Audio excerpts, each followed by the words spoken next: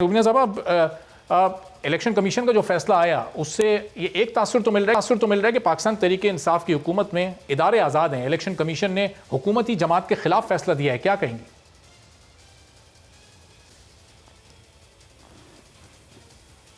देखिए, इदारे तो जितना आज़ाद हैं वो तो हम सबको पता है कि इस हुकूमत में कौन कितना आज़ाद है और कौन किसके ऊपर कितनी किसकी गिरफ्त है। इवन इस हुकूमत तो मैं ये कहूँगी कि प्राइम मिनिस्टर साहब भी आज़ाद नहीं हैं, अपनी पसंद की कैबिनेट नहीं चूज़ कर सकते, ना ही वो अपने पसंद की कोई भी जो है वो चीज़ जो ऐसी हो जो कर सकते हैं। उनके ऊपर तो ख़ुद पता नहीं कहाँ से प्रेशर आता है और फिर वो जो है सारी चीज़ें पाकिस्तानी अवाम पे जो है वो लागू होती हैं।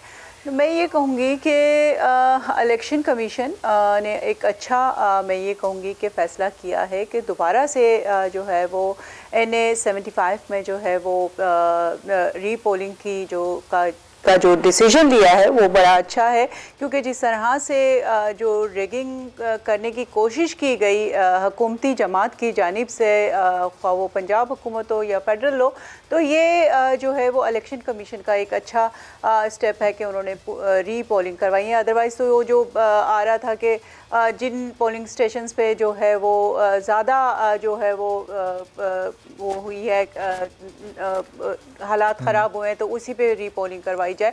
लेकिन ये एक बेहतर फ़ैसला है कि पूरे हल्के में जो है वो इलेक्शन होना चाहिए उसी तरह से जैसे 19 फरवरी को हुआ था। और ये एक अच्छी चीज़ है। मैं ये कहूँगी कि इलेक्शन का जो प्रोसेस है उसमें ख़ास तौर पर जो है पूरी सियासी जमातों को मैं ये कहूँगी कि क्योंकि हम सब इलेक्शन लड़के आते हैं, आवाम के वोटों से आते हैं, तो उसको जो है वो इलेक्टोरल जो प्रोसेस है उसको जो है साफ़ और शफाफ होना चाहिए। इलेक्शन कमीशन आज़ाद होना चाहिए और ये सिर्फ़ और सिर्फ मैं ये कहूँगी कि पिक एंड चूज़ नहीं होना चाहिए। इसके ऊपर जिस तरह से हमने जो है वो पाकिस्तान पीपल्स पार्टी ने 18th अमेंडमेंट की थी, उसी तरह से जो है वो आप जो है वो इसमें इलेक्शन के प्रोसेस को जो है ठीक है, और तमाम सियासी जमातों को ज़ाहिर है इस मामले पर एक दूसरे से चाहिए जब ये मुमकिन हो सकता है। रुबीना साहब, वापस मैं आता हूँ आपकी तरफ। कमर दिलशाद साहब, साबिक सेक्रेटरी इलेक्शन कमीशन भी हमें ज्वाइन कर चुके हैं। तो कमर साहब, अब अपोजिशन जमातें ज़ाहिर है इलेक्शन कमीशन के इस फैसले को अच्छा कह रही हैं। मुस्लिम लीग नून के मौक़िफ़ की एक तरह से आप कहें कि जीत हुई है, चूँकि वो पूरे हल्के में री इलेक्शन चाहते थे। इस फैसले को आप कैसे देख रहे हैं? ये 20 पोलिंग स्टेशन में ही ये री इलेक्शन होना चाहिए था या इलेक्शन कमीशन ने आज एक इंसाफ पर मबनी दुरुस्त फैसला किया है? असूली तौर पर बदकिस्मती से हमारे जो सियासतदान हैं उनको आइन और कानून का इदराक ही नहीं है। वो जिनके जो आइनी माहिरीन हैं उनकी भी तवज्जो नहीं जा रही।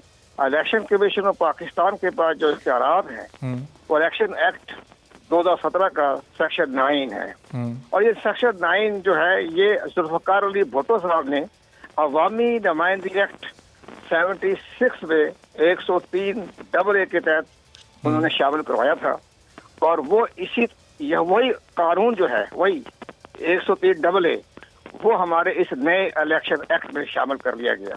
उसमें ये लिखा हुआ है कि जिस वक्त किसी हलके में कोई गड़बड़ हो जाए, बदनामी हो जाए या करप्ट प्रैक्टिस जो है वो जाहिर हो जाए, लॉ एंड ऑर्डर की सूरत खराब हो जाए, पोलिंग स्टेशन पर कब्जा हो जाए, तो फिर पूरे हलके का इंतखाब करवाना इलेक्शन कमीशन ऑफ पाकिस्तान की जिम्मेदारी है। जुज़वी तौर पर किसी हलके में इंतखाब नहीं होता। ये सेक्शन 9 का भी हिस्सा है, लाजमी है, शामिल किया हुआ है।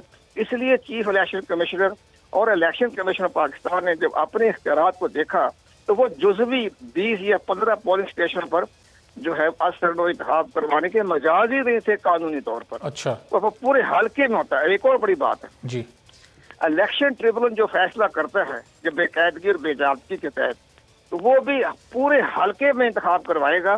कोई चंद हलकों में जहाँ गड़बड़ आती है 15-20 पोलिंग स्टेशन वहाँ नहीं उसके इख्तियारात, तो पूरे हलके में इलेक्शन करवाएगा।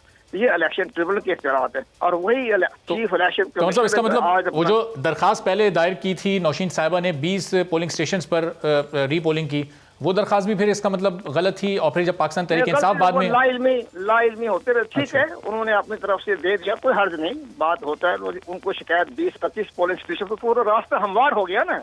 जब उन्होंने 20-25 पोलिंग स्टेशनों पर इंतखाब कराने की गुजारिश की या रिक्वेस्ट की, तो फिर इलेक्शन कमीशन ऑफ पाकिस्तान के पास तो इख्तियारात नहीं है ना कि 20-15 पोलिंग स्टेशन पर इंतखाब करवाए। वो तो फिर सेक्शन 9 के तहत पूरे हल्के में इंतखाब करवाएगा ना। सही।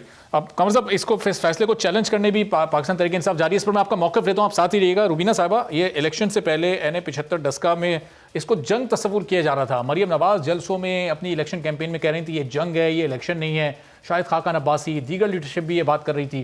क्या इलेक्शन से पहले इस तरह का माहौल, कैंपेन में इस तरह के अल्फाज आप समझती हैं मुनासिब हैं? और फिर उस दिन मनाजिर भी वही नज़र आए कि मुस्लिम लीग नून के लोग भी निकले हुए हैं, पाकिस्तान तहरीक इंसाफ के भी निकले हुए हैं। तो ये क्या मुनासिब अल्फाज हैं किसी इलेक्शन कैंपेन में? मुनासिब तर्ज अमल है ये इलेक्शन कैंपेनिंग का? देखिए मैं ये कहूँगी कि इलेक्शन जब भी हुआ है उसमें इस तरह के हालात देखे जाते हैं, और ये बड़ी अनफॉर्चुनेट बात है कि ख़ास तौर पर वाकई ही इस तरह के कोई भी, ये तो NA 75 की बात कर रहे हैं हम, अगर कोई भी इलेक्शन देखें तो उसमें इसी तरह का माहौल जो है वो देखा गया है। और ख़ुद काफ़ी दफ़ा उन इलेक्शन का प्रोसेस में ख़ुद भी रही हूँ, और जो काफ़ी सारी जमातें, जिस तरह से अगर हम देखें कि जो कराची में जब भी इलेक्शन होता था तो वो एक जंग का सा माहौल था, और वो जो MQM के जो लोग थे, और वो जो एक वो हल्ला जो बोलते थे, तो वो बड़ा ही वाकई ही इस तरह के हालात देखे गए थे। और अब ख़ास तौर पर क्योंकि मुझे जो लगता है कि जो PTI में भी लोग हैं वो MQM से ट्रेनिंग याफ्ता लोग हैं, और वो भी इस तरह के हालात पैदा करने की कोशिश करते हैं।